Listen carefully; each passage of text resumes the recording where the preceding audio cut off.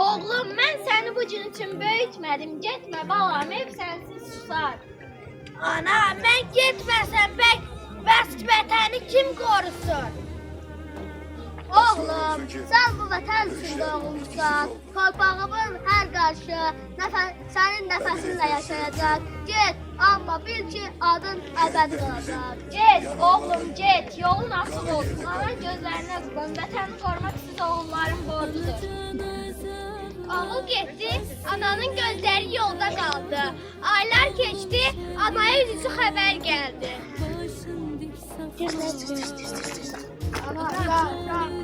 Başı sağ olsun. Şəhidlər ölməz, vətən ölməz.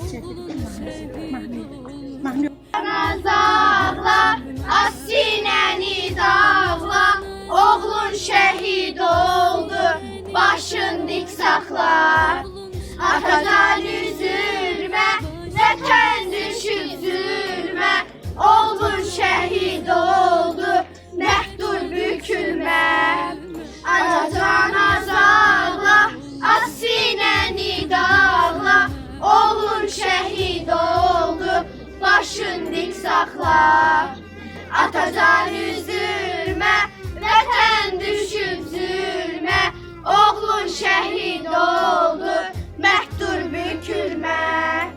Geri oğlun gəlməz, dərddən üzün gülməz, yaşayan qəlblərdə şəhidlər ölməz. Saçına dən düşdü, zaman tez öpüşdü, yarın çağır gəlsin, bu son görüşdür.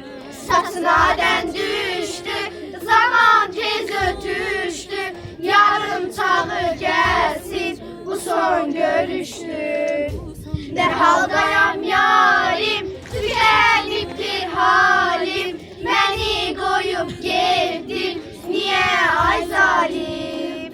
Çox ağırdır həsrət, anam ağla xəlvət, yarım mənsiz qaldı, saxla əmanət.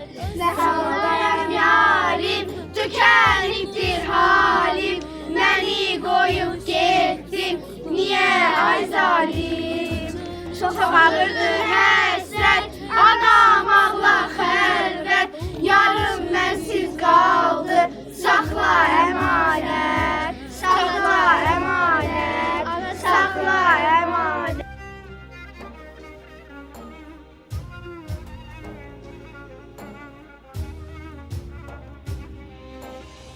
Ne haldayam yarim, tükenibdi halim, beni koyup gittin, niye ay zalim?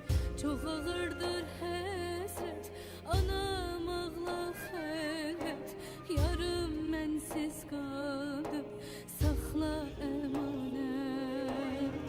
Çok ağırdır həsrət, anam ağla xəlvət, yarım mənsiz qaldı, saxla əmanət. Anacan